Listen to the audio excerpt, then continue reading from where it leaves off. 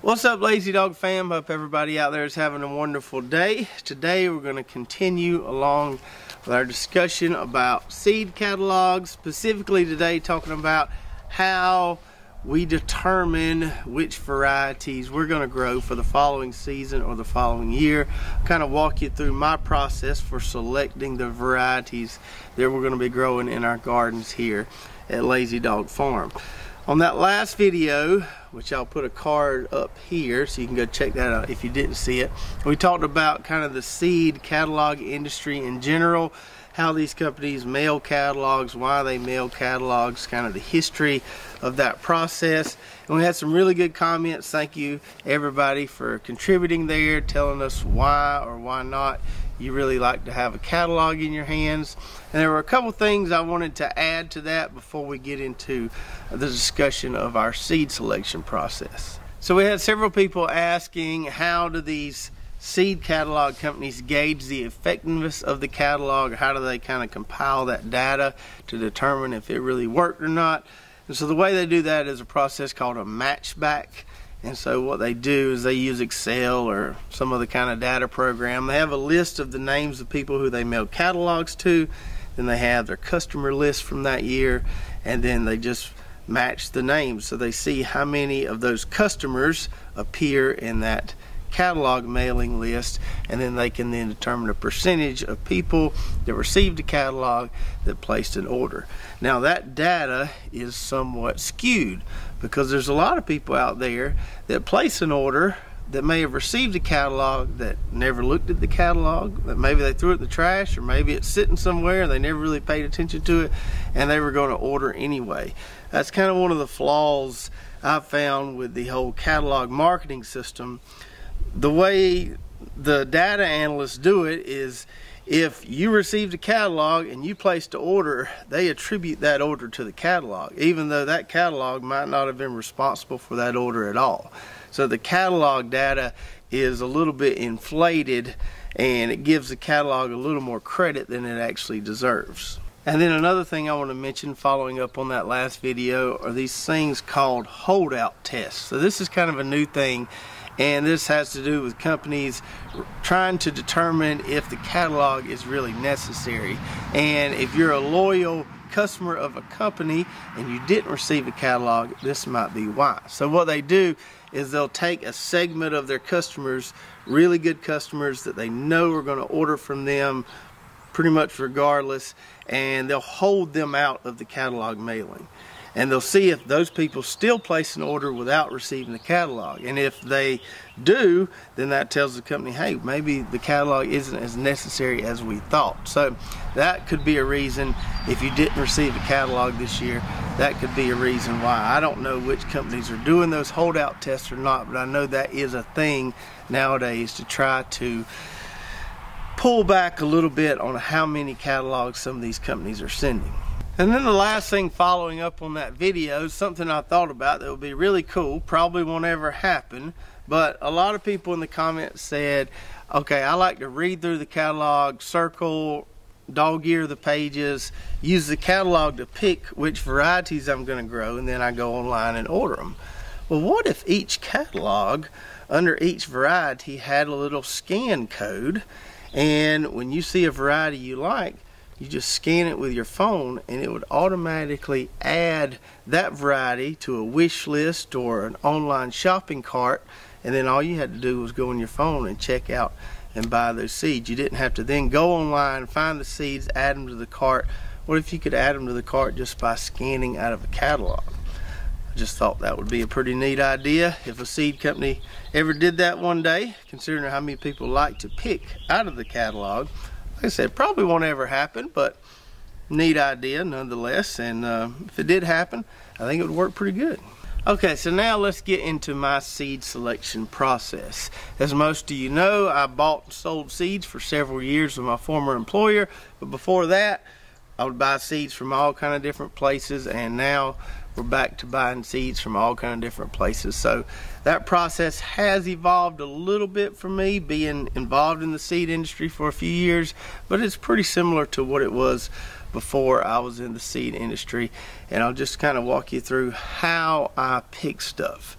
So the first thing I do is I'm going to get me a piece of poster board or a big piece of paper or something, or maybe I'll do this on a spreadsheet on the computer, and I'm going to make a list of all the crops that I'm going to be growing, say for example next spring. So I'll put tomatoes, peppers, corn, potatoes, squash, cucumbers, basically every single crop that we plan on growing. I'll make a list of those, and then that's when I'll start kind of filling in the varieties for those particular crops. This helps me not to over order seeds. You know, if I've got a list of all the crops I need to grow, I know I'm really only going to grow 1 or 2 corn varieties, maybe 1 or 2 squash varieties. Kind of keeps me from going in a catalog, going online, going crazy and ordering way more than I can actually grow. So we start off with that master list. In this case for spring, all these warm season crops that we plan to grow. And the first thing I'm going to do is I'm going to go in there and fill in all the varieties that I know I'm going to grow. This is stuff I'm not necessarily going to be shopping for, not new stuff that I'm going to be trying, tried and true varieties that I know I want to grow. So for example, with tomatoes, I know I'm going to grow red snapper, and I know I'm going to grow roadster tomato. So I'll go in there for each crop, and if there are surefire varieties I know I'm going to grow again, I'll go ahead and put those in there. That way I have those in there and I don't get too many varieties per crop, more than I can actually grow.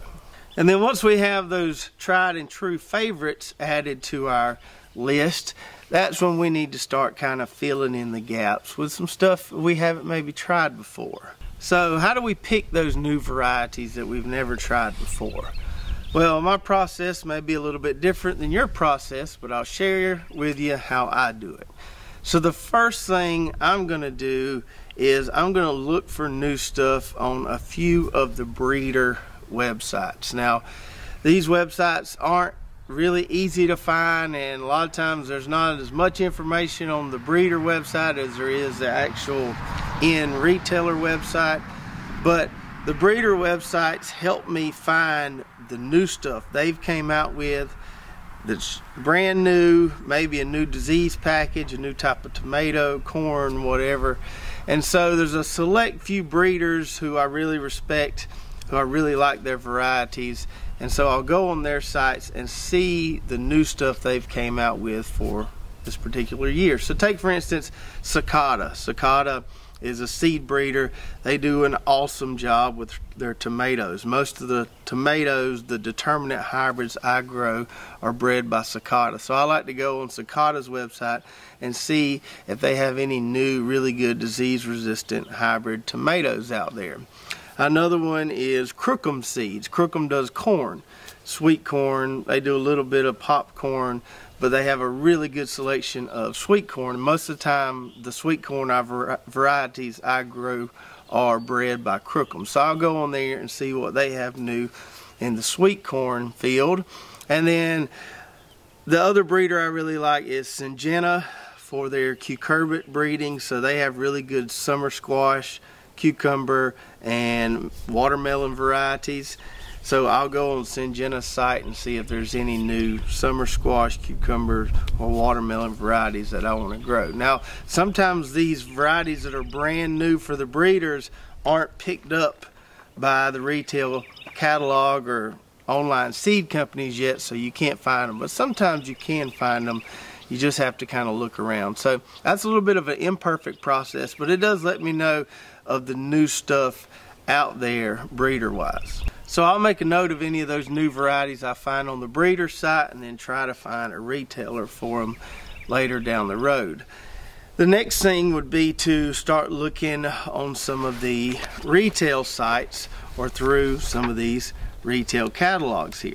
So the first thing I'll do when looking at these catalogs is I'll look for their new stuff that they have out. Now you have to be careful with this, because when they put new for 2022 in each of these catalogs here, it doesn't mean that it's a brand new variety that's just been introduced. It just means it's new to this company. So there's a little bit of perspective there that you have to consider.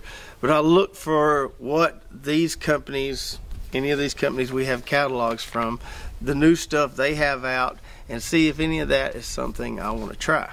And I kind of have a preference as far as which catalogs I like the best, or which companies I like the best, and which catalogs I look through first.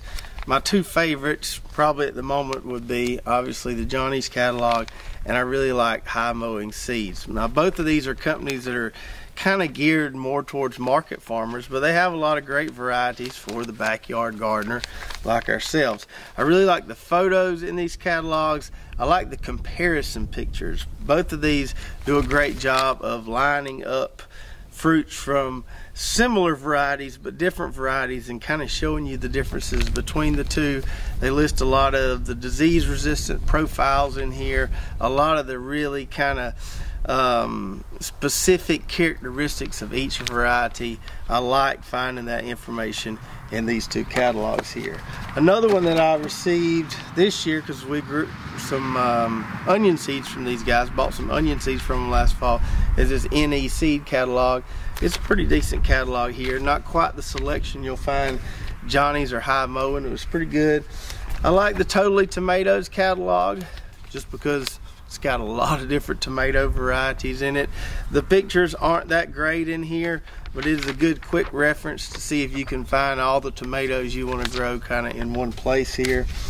I know everybody is a huge fan of the Baker Creek catalog, and they do have some wonderful, wonderful pictures in here. I don't grow a whole lot of stuff from here just because most of the things I like to grow a lot of hybrids, a lot of things with some built-in disease resistance or improved performance or vigor.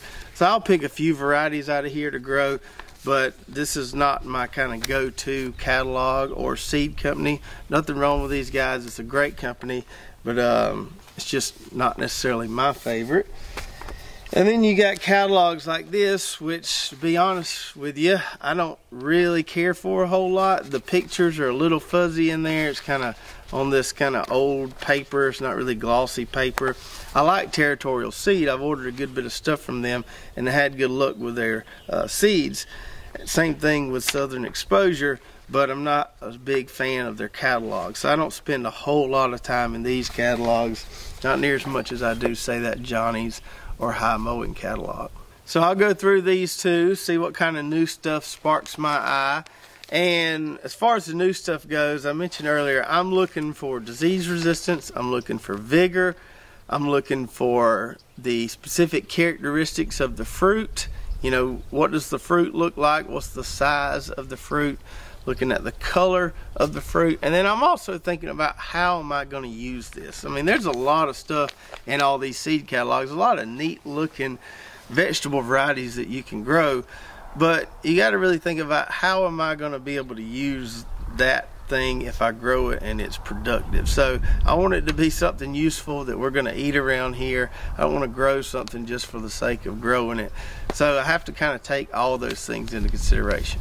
And then kind of the last thing I do as far as filling in that spreadsheet for the varieties per crop we're going to grow is I'll use suggestions from you guys. So we get a lot of great suggestions in the comments of our videos or our social media posts, and a lot of times if I see one, I'll make a note of it. I have like a big notepad with a list of a bunch of varieties, but I'll go through the comments, I'll look at that notepad, and I'll take some suggestions from viewers and kind of round out that list. And then by then, hopefully we have a good selection of varieties per crop that we're going to grow from, you know, putting in our tried and true favorites, looking at the breeders' websites, and then trying to find those at a retail vendor, going through some of these catalogs, looking at their new stuff, and then obviously using the suggestions from you guys. Now I mentioned I don't buy a whole lot from Baker Creek, but I will pick a couple just kind of odd, random things. Maybe it's something that a subscriber recommended, or maybe it's something that just caught my eye in the catalog. For example, this particular purple looking kind of cayenne pepper here is called Buena Mulata. I don't know, for some reason that just kind of caught my eye, so I might order some of those, try to grow those, but I'm not growing a whole lot of stuff out of here. So once I have my list compiled, I have all the varieties per crop that I want to grow for the following season or following year, Then it's time to source them and figure out where I'm going to order all these from. Now, as I'm adding those varieties, if there's a variety that's only found at one place, I'll make a note of that. But a lot of these varieties can be found at multiple places. And I've told you before that for these hybrid varieties where there's only one breeder, take for instance red snapper tomato, doesn't matter where you order it from, it's all coming from the same place. It's all coming from Sakata. Now, some of the heirloom and open pollinated vegetable varieties that you buy, there's several different seed wholesaler sources that these companies could be using to source those seeds. But for the hybrids, the more special stuff where there's only one breeder, that's kind of all coming from the same place. So I'm trying to order all the seeds from this list, but I'm trying to order it from as few places as possible just to make things easier on myself. Now, we'll probably end up ordering seeds from 4 or 5, maybe even more different places, but I try to minimize it so I'm not having so many online orders. So I kind of start looking around and seeing where can I get most of this stuff. Totally Tomatoes, for example, I think I can get most of my tomatoes, most of my hybrid tomatoes that I'm going to grow from these guys right here. I was looking through here and they kind of have pretty much everything I want to try. So we'll try to order all the varieties on our list while placing as few orders as possible. And all these companies that I have catalogs from here are companies I trust, companies I've had good luck with. And so it just kind of depends on whose side I land on first and who has more of what I'm wanting to order. If I'm on one site getting one thing and they've got a bunch of other things on my list, I'll go ahead and get those things from that company. It just varies from year to year. It just happens to be whoever side I'm on, and I can get most of my stuff from that place. I'll go ahead and order it from there. And a perfect example of that would be the other day I was on M.I. Gardner's site. Of course, they don't do a catalog, but had several followers that had kind of let me know about this really rare tomato variety that they were trying to bring back called Giant Crimson Tomato, and they had like a flash sale on them. I think it was like one Wednesday at noon, and they only had a limited supply, and these people kind of talked me into giving it a try. So I went on there to get a couple packs of these rare Giant Crimson Tomato seeds, and while I was there placing an order for that, I was like, well, they've got some of these open pollinated tomatoes and other stuff I want to try. I might as well go ahead and buy that here while I'm here. So I bought some heirloom tomato varieties. I got the Kellogg's Breakfast, which we really like. I got the German Johnson tomato. I got a few others that I've been wanting to try. The Paul Robinson, the Dr. Wyche's Yellow. We got some pepper seeds. They had the Santa Fe Grand Pepper that we really like to make hot sauce with, and I went ahead and got some herbs and basil, things like that, because, you know, herbs are herbs. Doesn't really matter where you get them from. I just happened to be on their site, figured I'd go ahead and get some of this stuff since I was placing an order. And after I placed that order with M.I. Gardner, a week or two later, I think maybe earlier this week, they sent me a message on Instagram and said, hey, we really like your content. We'd like to give you a coupon code to give to your viewers and followers. So we do have a coupon code for M.I. Gardner. It's Lazy Dog Farm, one word. If you put that in at checkout, you'll get 10% off your order. If you like to order stuff from M.I. Gardner, you can check that out. I've also added a new section on our website at lazydogfarm.com, a little affiliates tab at the top. You can click on that and see the different affiliate companies we work with, see the coupon code there if we have one. Right now it's just M.I. Gardner and AgriThrive on there, some of the fertilizer we use, but we'll be adding to that list as we have more affiliate partnerships develop in the future. But I wanted to make that easily available for you guys so you could go there and find it if for some reason you didn't have a link or forgot what the coupon code was. And those are pretty much the only seeds I've ordered so far for spring. I'll start getting online soon and ordering some of this stuff, filling out my list. I usually like to wait till January or so, wait till everybody's got their new seeds for 2022 packed whether they're actually a new crop or they're last year's seeds that have just been germ tested again to verify that they're still good. You really have no way of telling how new the seeds are, but based on the regulations and everything, they're supposed to be germ tested every so many months to make sure they're still viable and make sure they'll still germinate well for you. So as you can probably tell from me describing my process, I'm not much of a shopper when it comes to these seed catalogs. I kind of know what I'm looking for, and that's why I'd rather just go online, type it in, and I can see all the seed companies that carry it, and I can just figure out who I'm going to buy it from at that point. That's a lot faster to me than going through each and every one of these catalogs to see who has a particular variety I'm looking for. But I do understand why people like to leisurely sit down and read through these things, read all the descriptions, look at all the pictures, read all the stories, all that good stuff. It's really not my thing. I kind of just like to find what I'm looking for and be done with it, but I understand the kind of peaceful nature of flipping through a seed catalog. So hopefully that helps you understand kind of my process of how we determine which varieties we're going to grow, how we find who has those varieties, and how we end up purchasing those varieties. And once I get my full list compiled and start getting some of these seeds in, I'll try to do another video and kind of just give you an outline of everything that we've decided to grow for the year and kind of why we've decided to grow those varieties. And our process isn't perfect, certainly not going to work for everybody, but maybe there was some things there you could pick up on and kind of add to your seed selection process and help you determine which varieties you want to grow this year. So don't forget to go to our website, lazydogfarm.com. We got our garden blog there, recipes, some Lazy Dog Farm merch, and that new affiliates page I was telling you about where you can find those coupon codes for those companies.